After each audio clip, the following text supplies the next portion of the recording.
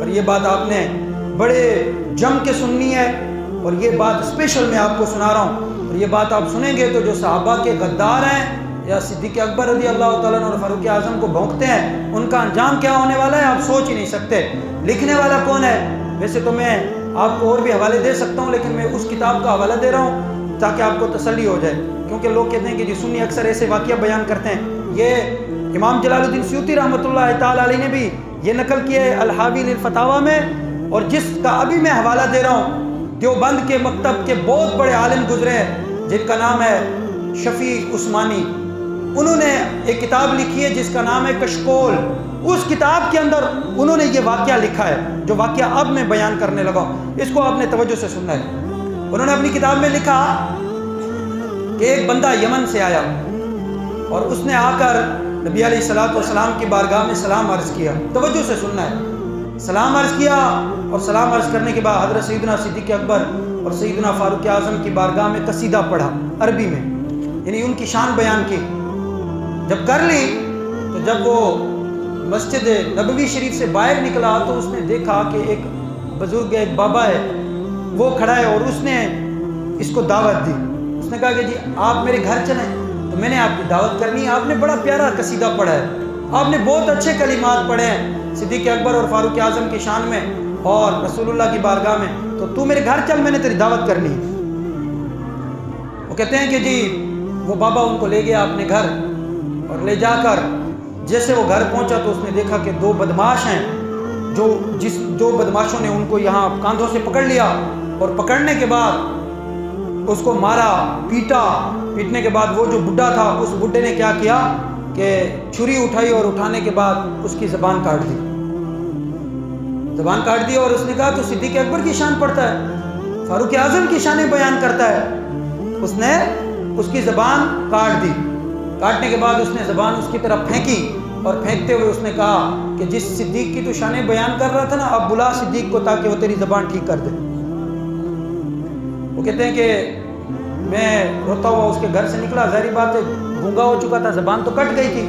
لکھنے والا کون ہے؟ شفیع عثمانی۔ کتاب کا نام کیا ہے؟ کشکول۔ خود جا کے گوگل پہ بھی سرچ کریں گے تو آپ کو شاید مل جائے، نہیں تو مکتبے سے خرید کے یہ خود ہی پڑھ لینا یہ واقعہ۔ وہ کہتے ہیں اس نے میری زبان کاٹ دیا، میں گونگا ہو گیا، میں بول نہیں سکتا تھا، اور اس نے مجھے تانا دیا کہ جس صدیق کا اور جس فاروق کے تو ترانے پڑھ رہا تھا نا، اس صدیق کو بلا لیتا کہ وہ تیری زبان ٹھیک کر دے۔ وہ کہتے ہیں کہ جی میں آیا، 3-4 دن تک تکلیف میں تھا، پھر میں حضور علیہ الصلوۃ والسلام کی بارگاہ میں حاضر ہوا، اور سامنے حضور کا روضہ تھا اور قدمین شریفین میں بیٹھا، اور میں نے ایک جملہ کہا، میں نے کہا یا رسول اللہ آپ کے جو غلاموں کی شان بیان کرتے ہیں اس کے ساتھ یہ ہوتا ہے، اس کا یہ حال کیا جاتا ہے؟ پھر حضور تو حضور ہے نا، وہ تو بڑے کریم ہے نا۔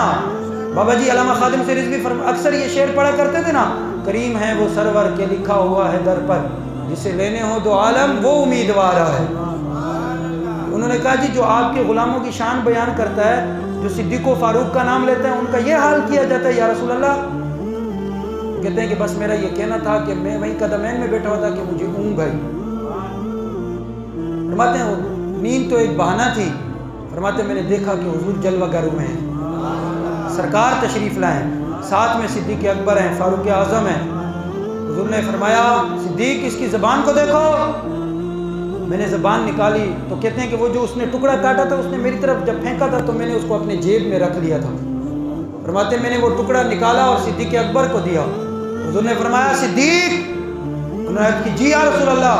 حضور نے فرمایا تیری نام کا تانا ملا گیا ہے، اس کو تیرے نام کا تانا دیا گیا کہ بلا صدیق کو جس کی تو شانیں بیان کرتا تھا، جس کے ترانے پڑھتا تھا، تاکہ وہ تیری زبان درست کر دے۔ حضور نے فرمایا ذرا اس کی زبان درست کر دو، اونچا کہیں سبحان اللہ۔ وہ کہتے ہیں کہ انہوں نے صدیق اکبر نے میری زبان لی اور یہاں رکھا اور کچھ کلمات پڑھے اور پھونک ماری، فرمایا میری زبان درست ہو گئی۔ حضور نے فرمایا صدیق اکبر اگر ہم نے آج اس کی زبان کو درست تجھ سے نہ کروایا تو تیری صداقت پر حرف آ جائے گا، تیری شان پر حرف آ جائے گا۔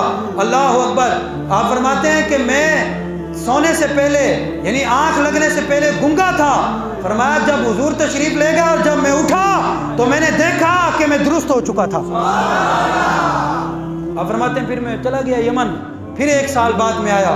فرماتے ہیں جب میں 1 سال بعد واپس آیا تو پھر میں نے کھڑے ہو کے حضور کی بارگاہ میں سلام پڑھا اور پھر میں نے صدیق اکبر اور فاروق اعظم کے ترانے پڑھے. فرماتے ہیں اب تو میں یہ سب کچھ دیکھ چکا تھا نا, اب تو نعت پڑھنے میں اور ترانہ پڑھنے میں اور لطف آتا تھا. فرماتے ہیں پھر میں ترانہ پڑھ کے باہر نکلا تو ایک بندہ مجھے ملا, اس نے مجھے کہا کہ جی آپ کی دعوت کرنی ہے. کہتے ہیں پھر میرے دل میں خیال آیا یار پھر وہاں نہ لے جائے اور پھر ویسا نہ ہو. کہتے ہیں میں نے جب یہ سوچا تو فٹافٹ میرے دل میں خیال آیا, او بندہ خدا, پہلے بھی تو زبان کٹنے کی وجہ سے حضور کو دیکھا تھا نا, ہو سکتا ہے پھر زبان کٹے اور پھر حضور آ جائے. غلام تو ایسے ہوتے ہیں نا, پھر زبان کٹے اور پھر حضور کرم فرما دے. فرمایا چلو. آپ فرماتے ہیں جب میں چلا تو وہی گلی وہی محلہ اسی طرف وہ مجھے لے چلا. فرماتے ہیں جب میں پہنچا تو وہی گھر تھا جس میں پچھلے سال دعوت کے بہانے میری زبان کاٹی گئی تھی. فرماتے ہیں جب میں گھر میں اندر گیا تو میں نے دیکھا کہ طرح طرح کے کھانے لگے ہوئے ہیں, دسترخوان لگے ہوئے ہیں, مجھے کھلایا گیا پلایا گیا, میں نے سیر ہو کے کھایا. پھر جب میں اٹھنے لگا تو میں نے اس سے پوچھا کہ بابا یہ بات مجھے سمجھ نہیں آئی, پچھلے سال مجھے یہاں پر میری زبان کاٹی گئی تھی, مجھے مارا گیا تھا, آج مجھے کھانے کھلائے جا رہے ہیں, میری مہمان نوازی کی جا رہی ہے, میری خاطرداری کی جا رہی ہے, وجہ کیا ہے اور آپ کا چہرہ ایسے چمک رہا ہے. آپ نے فرمایا, اس بندے نے کہا کہ آؤ میں تمہیں ایک چیز دکھاتا ہوں. آپ فرماتے ہیں مجھے وہ ایک کمرے میں لے گیا, وہ کمرہ بالکل ٹوٹا پھوٹا سا تھا, آدھی چھت گری ہوئی تھی آدھی باقی تھی. میں نے دیکھا تو وہاں ایک سور باندھا ہوا تھا. کیا تھا؟ سور, خنزیر باندھا ہوا تھا اور اس کے منہ سے جھاگ اور آنکھوں سے پانی نکل رہا تھا. میں نے پوچھا یہ کیا ہے؟ اس نے کہا یہ وہی ہے جس نے پچھلے سال تیری زبان کاٹی تھی, یہ وہی ہے جس نے پچھلے سال تیری زبان کاٹی. تیرا کیا لگتا ہے؟ اس نے کہا یہ میرا باپ تھا جو صدیق و فاروق کو ہر وقت بھونکتا رہتا تھا. جب اس نے تیری زبان کاٹی تو اللہ نے اس پر اپنا عذاب نازل کیا اور یہ خنزیر بن گیا. اور میں اس کا بیٹا ہوں اور میں صدیق و فاروق کا غلام ہوں, میں حضور کے ہر غلام کا غلام ہوں. لکھنے والا کون ہے؟ شفیع عثمانی. کتاب کا نام کیا ہے؟ کشکول.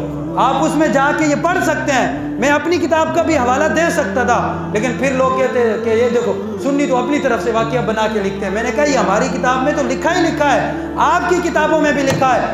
اس سے کئی باتیں ثابت ہوتی ہیں. اس سے یہ ثابت ہوتا ہے کہ صدیق اکبر جب زندہ ہے اپنی قبر میں, فاروق اعظم جب زندہ ہے تو پھر نبی کیسے مر سکتا ہے؟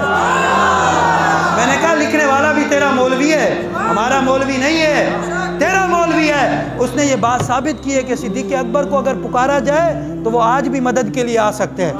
میں نے کہا جب صدیق و فاروق آ سکتے ہیں تو صدیق و فاروق کا نبی کیوں نہیں آ سکتا؟ رہے گا یوں ہی ان کا, اونچا بولیں سارے, رہے گا یوں ہی ان کا, رہے گا یوں ہی ان کا. صدیق کی صداقت زندہ باد بولیں سارے, صدیق کی صداقت, فاروق کی عدالت, عثمان کی سخاوت, علی کی شجاعت. اتنا آہستہ نہیں, دب کے بولیں, سینے میں ٹھنڈ پڑ جائے. صدیق کی صداقت, فاروق کی عدالت, عثمان کی سخاوت, علی کی شجاعت. رہے گا یوں ہی ان کا, اور رہے گا یوں ہی ان کا.